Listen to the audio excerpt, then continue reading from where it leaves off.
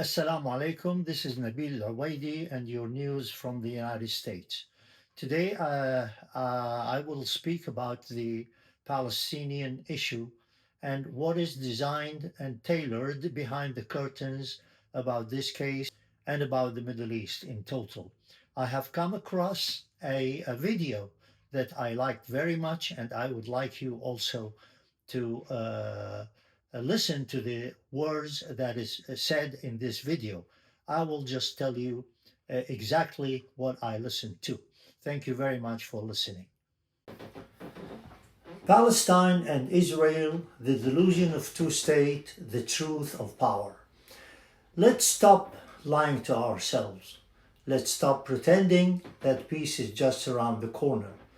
Let's stop acting like the so-called two-state solution is anything a political fairy tale pushed by cowards, swallowed by fools, and weaponized to distract the world while Palestine burns.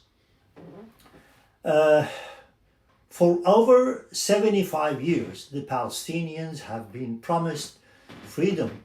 They've been offered empty statements, worthless resolutions, and fake handshakes. And in return, they receive bombs, bullets, checkpoints, sieges, and mass graves. The international community, the so-called leaders of the world, have shown us who they really are. Not protectors of peace, not champions of justice, but well-dressed cowards, servant to power, loud when it's convenient, when silent when it counts. And what do they offer now? More lies, more fake recognition, more talk of a two-state solution, as if we haven't heard that same rehearsed excuse for decades. Do you think the world hasn't noticed? Do you think history will forget? Let's be clear. The two-state solution is a delusion, a Polish fantasy used to delay justice, a carrot dangled in front of humanity to buy more time while Israel devours what remains of Palestine, one bulldozer at a time. They say we recognize the Palestinian right to exist. Well, guess what? Palestinians don't need your recognition. They do exist. They resist. They raise their children under bombs. They bury their families with dignity. They survive while the world pretends not to see. And any time another massacre happens in Gaza or the West Bank, world leaders line up reading from the same tired scripts. We are heartbroken by the images of dead children. We mourn the loss of innocent Palestinian lives. We are greatly concerned by the humanitarian crisis. Spare us your performance. Spare us your media fears and photo apps. You cry for the very people you helped to kill. You call it a tragedy, but it's one you found, one you arm, and one you protect. You mourn the victims of bombs while selling the bombs. You condemn the bloodshed while ensuring it never stops. Do you feel no shame? Do you feel no guilt when you look in the mirror and see the faces of those children who died with your weapons overhead?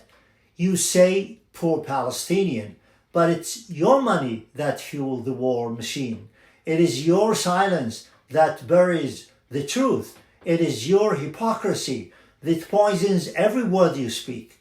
Let's talk facts. In 1948, over 750,000 Palestinians were ethnically cleansed from their homes during the Nakba.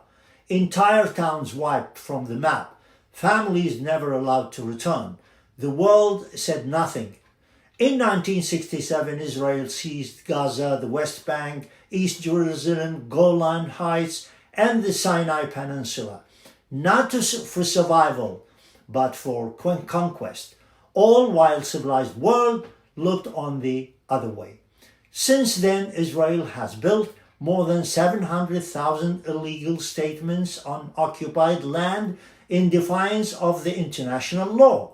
Had anything been done to stop that? Nothing. Not a single consequence.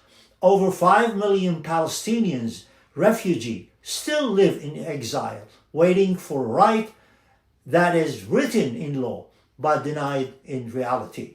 From 2008 to now, tens of thousands have died in Gaza. Most were civilians. Many were children, killed with weapons supplied by those who claim to defend human rights. And through it all, you dare speak of two states? You dare lecture the world about peace while protecting a system that thrives on appetite.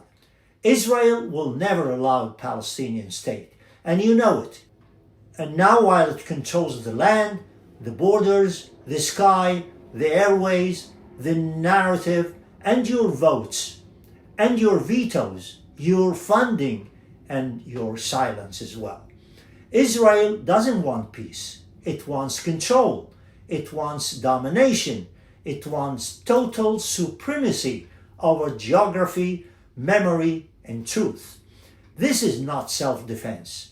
This is conquest. This is ethnic cleansing with permission. And you, the leaders who claim to care, you are not neutral observers. You're not passive bystanders. You are complicit. You are enablers. You are accessories to the crime. This is not a conflict. It's a crime dressed up in diplomacy, a crime broadcast live while the world debates wording, a crime that continues because it's profitable, politically convenient, and easy to ignore. You claim to stand for justice, but your hands are stained. You claim to value peace, but you invest in war. You say never again, while it happens again under your watch with your support. You sell weapons to the occupier. You fund the military. You block ceasefire. You veto accountability. You have no moral high ground left. History will not be kind to you, and your legacy will not be defined by your speeches, but by your silence in the face of slaughter. So, here is the truth. You can keep your press conferences. You can keep your diplomatic games. You can keep your recognition of a state that you continue to erase, because Palestine is not asking. Palestine is demanding justice, not sympathy, freedom, not charity, accountability, not excuses, and no lie, no weapons, no shield of hypocrisy will stop the truth from rising, because justice doesn't arrive when oppressor allows it.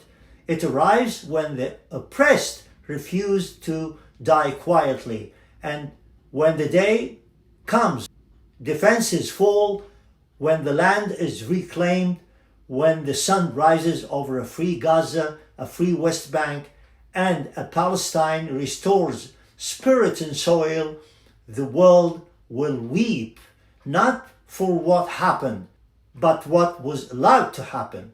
The world will cry for the lives it watched disappear behind smoke, homes it watched collapse, for the children it watched scream, and it will cry, and it will cry not from surprise, but from guilt, because it always knew and it did nothing. And Palestine, scarred but standing, will remember everything. It will remember the silence, it will remember the hypocrisy, it will remember the smiles of those who claimed to care and looked away, and yet will rise, not from pity, but from power, from truth, from dignity, because even after decades of siege and betrayal, the spirit of Palestine has never surrendered, and it never will. Thank you very much.